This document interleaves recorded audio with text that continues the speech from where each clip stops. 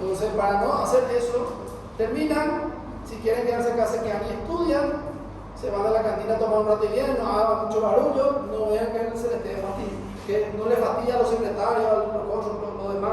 A ellos también les gusta el chisme, pero ese chisme se les cuenta todo otra vez y está medio complicado la situación. Entonces, historia clínica. Esto tienen que aprender. ¿Qué es la historia clínica?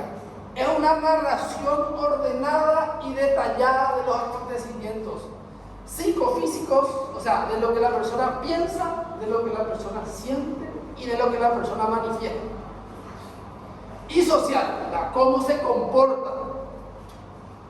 Y abarca todo, el pasado y el presente. Lastimosamente todavía no podemos ver el futuro, ¿verdad? O sea, ¿qué quiere decir? Para nosotros proyectar lo que va a pasar en el futuro, usamos el pasado y el presente. Y ahí esa oración que decía, dime qué estás haciendo, yo voy a saber en qué te vas a convertir en el futuro, ¿verdad? Porque es una proyección. Raramente lo que hacemos ahora no se convierte en algo en el futuro. Entonces, se junta todo lo que le pasó al paciente y lo que le está pasando hasta mi consulta. Hasta ahí es lo que yo puedo recolectar datos. Y la historia clínica, presten mucha atención otra vez aquí.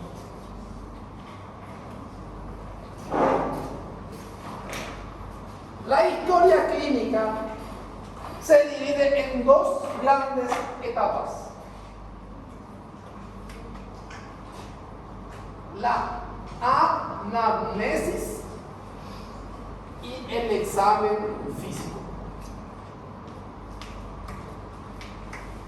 La anamnesis es todo lo que yo le pregunto y lo que el paciente me cuenta.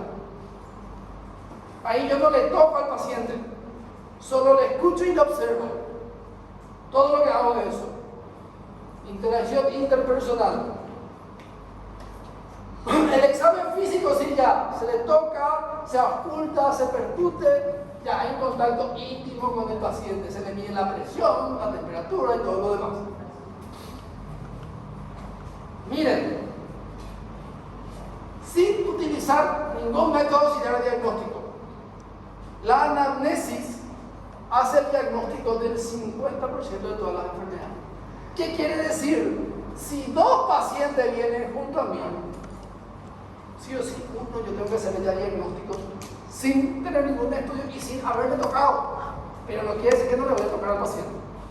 Solo me quiere decir que yo cuando ya le pregunto ya, de 2, 1 yo ya sé el diagnóstico. Y lo otro es solo para ir corroborando otras situaciones y para ir viendo otras situaciones también. Después de la anamnesis viene el examen físico y siempre es así. ¿Se entiende? Y ahí me van a decir el famoso chiste del paciente que está en la calle o que viene sangrando y le pregunta ¿cuántos años tenéis? Y esas cosas. No, la anamnesis es diferente cuando un paciente está accidentado. La anamnesis de un paciente de la urgencia es totalmente diferente a un paciente que está estable. Paciente estable y paciente inestable es diferente. Acuérdense, todo lo que ocurre en la urgencia, esos son de los paramédicos. El médico siempre está por el hospital o está en algún lugar. Ustedes son o serán comandantes de su tropa, no van a ser soldaditos, no están preparados para irse a morir en la guerra. Están preparados para pudrirse, pero no para morir. Entonces ustedes van a tener que dirigirle a esas personas. Entonces, siempre el paciente ya va a venir casi todo digerido con ustedes. Pero digamos, si no viene digerido, no van a ser ustedes que van a hacer la historia clínica. Entonces ustedes van a relatar lo que pasó. Si ustedes hacen el primer auxilio, ustedes actúan en base a lo que ya están viendo. Si está sangrando, no le voy a pensar, ¿está sangrando? No, obviamente que no, ¿verdad? ¿Qué es lo que le vas a hacer? Le vas a poner una vía y le vas a poner un suero. Y ya vas a pedir que se le vaya, porque la sangre no aparece mágicamente de trasfondo, no. Le pongo un suero y le pido ya que se le actúo en base a lo que yo estoy viendo ya. Y después veo si el paciente está consciente. Si el paciente no está consciente, veo si alguien me puede dar datos. Si nadie me puede dar datos, directamente examen físico. Por eso que en una urgencia normal, lo que se trata es datos del paciente, datos básicos de edad, si se tiene, a veces puede no tenerse. Motivo de consulta. Si el paciente está inconsciente, ¿cuál va a ser su motivo de consulta? ¿Verdad? Ya está inconsciente y ese alteración del nivel de la conciencia. Fin de la historia. Lo más fácil de evaluar un paciente que tiene alteración de la conciencia no te va a decir nada. El médico, cuando ustedes se dan cuenta, cuando ustedes sean médicos con mucha experiencia, se dan cuenta que el paciente que menos habla es el que más queremos. El que habla. Tiene que escuchar esos problemas. Ustedes no ahora quieren hablar, ahora se dan cuenta porque los médicos no quieren casi ni hablar. Problemas hace mucho, escuchamos todo el día. Entonces, motivo de consulta, si el paciente te habla, te va a decir, y si no te habla, si está inconsciente, va a tener alteración de la conciencia. Fin de la historia. Y después, signos vitales. Y todo esto es suficiente para actuar perfectamente. La urgencia es salvarle la vida ahora. ¿Qué quiere decir? Si yo le hago todo ahora y le reanimo, a eso se llama reanimación, ahí me va a dar tiempo para completar después mi historia clínica, cuando mi paciente esté bien.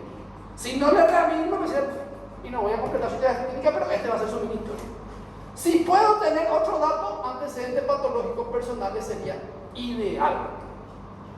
Esto es todo lo que yo necesito para el paciente cuando hay una urgencia. Esta sería la historia del paciente cuando viene una urgencia.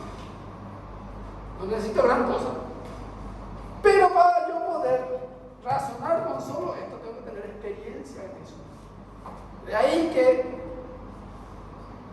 el médico recién recibido no puede estar en la urgencia. ¿Y dónde está el médico recién recibido normalmente? ¿Dónde ustedes le encuentran a los médicos jóvenes? Donde menos saben. Así es. Pero da gusto la risa. Da gusto. Bueno, a mí me gusta. A ustedes. Excepto a los dermatólogos. Los dermatólogos me gustan la risa. Bueno. Entonces, con esto se hace una elaboración intelectual para hacer el diagnóstico de salud o enfermedad.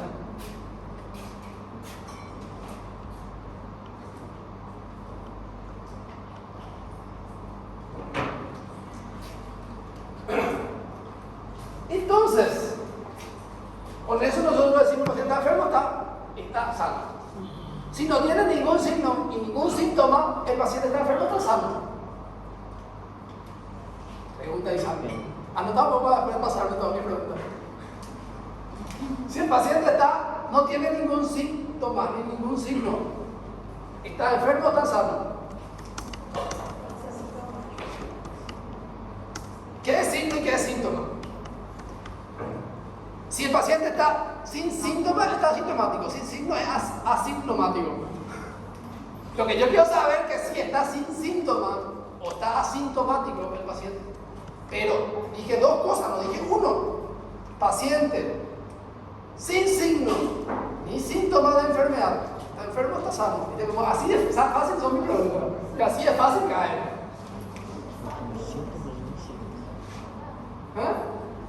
Está sano. De ahí que podemos cometer el error en decir que el paciente está sano, está enfermo, si yo no sé buscar signo y síntoma. Porque si no sé buscar el síntoma ni el signo, el paciente va a estar para mí, ¿cómo va a estar? Sano, porque ese es el razonamiento. Y de ahí que otra cosa, no encuentro signo y síntoma. Y yo confío de mi conocimiento, ¿qué voy a hacer si el paciente no tiene signo, no tiene síntoma? Y yo no confío en mi conocimiento, ¿qué hago? Se pide estudio. Y algunos estudios pueden ser el estudio que no produce nada, entre comillas, una orina simple y una ecografía. Después, hasta quitarle sangre, produce lesión dérmica. Se quita algo de su organismo y se puede meter también algo del organismo. De ahí que todo estudio que se solicita puede ser dañino al paciente si pedimos sin razonamiento. ¿Se entiende? Entonces de ahí la importancia de poder saber buscar los signos y los síntomas para pensar pensar en un diagnóstico sindromático. El diagnóstico sindromático son signos y síntomas que me relacionan con una enfermedad. ¿Qué quiere decir? El paciente tiene cefalea. Yo no voy a decir que el paciente tiene tumor, no, voy a buscar algunos signos más. Tiene cefalea y fiebre. ¡Pum! Cefalea y fiebre. ¿Qué es lo que más rápido produce cefalea y fiebre? Ahí ya es un signo y un síntoma, ¿verdad? Entonces, ¿qué es lo que produce cefalea y fiebre? ¿Para qué me sirve el diagnóstico sindromático? Ah, puede ser una encefalitis y una meningitis. Puede ser también un cuadro gripal común, pero si es un cuadro gripal, ¿qué tiene que tener? Aparte de la cefalea y fiebre, ¿qué más tiene que tener para decir que es una gripe y no una meningitis? ¿Se entiende? Entonces, si yo no consigo todos los signos y síntomas, voy a hacer mal el diagnóstico y me voy a enfocar solo en lo que yo encuentro. ¿Se entiende? Y siempre se razona de lo más común a lo menos común. ¿Por qué? Yo tengo mayor probabilidad de hacer un diagnóstico de una neumonía típica de una neumonía típica. Entonces, primero tengo que descartar lo que yo conozco y después para buscar lo que yo no conozco. Porque si yo me voy a buscar lo que yo no conozco, ¿qué es lo que estoy buscando? Parece muy poético, ¿verdad? Pero en realidad es así. Y el síndrome no es más que un conjunto de signos y síntomas. Ahora muy poético, lo que va a ser muy práctico. Esto, digámosle, podemos resumir así, que esto sería la historia clínica. Es un documento. Los documentos son archivos en físico o electrónicos, donde se quedan registrados datos. En este caso, el dato del paciente y datos del médico que lo asistió y de todo lo que el paciente dijo y hizo hasta la consulta. Y que el paciente confió en el médico. Y es confidencial. Solo puede saber el médico y el paciente. Ustedes pueden perder su registro si dicen algo que el paciente no era para que ustedes o que era parte del paciente, porque esa es su intimidad. Anteriormente era más. Y aparte de eso, que infringe la regla más importante de la medicina, la parte ética. Eso no existe valor que sustituya. Entonces, es un documento médico donde se asienta todo lo respecto a su salud y enfermedad. Es un documento científico porque ahí se asienta todo lo que sería la epidemiología poblacional y local. Es un documento legal, eso sirve para de repente actas de defunciones, actas de nacimiento, para decir que vos estás vivo y que vos estás muerto, depende de la historia clínica. Si el paciente te demanda y vos querés defenderte, tenés que defenderte con la historia clínica, no podés defenderte solo con tus palabras. La historia clínica le defiende a ustedes si es que ustedes escribieron algo, si no, se queda a ver lo que diga el juez.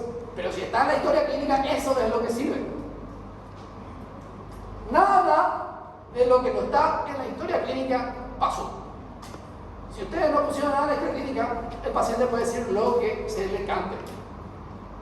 La única restricción que ustedes le dan es poniendo todo eso. Obviamente que si ustedes no saben ni ponen mal en contra de ustedes, ¿verdad? Pero eso es un documento legal donde ustedes pueden defenderse, pueden demandar, el paciente se puede defender y ustedes se pueden demandar también. Espero no hagan. Es un documento económico. Adelante, va a llamar a lista. Después termina esta parte y podemos descansar 5 minutos de más. O podemos descansar 5 minutos de más. ¿Les parece? Continuamos. Descansamos.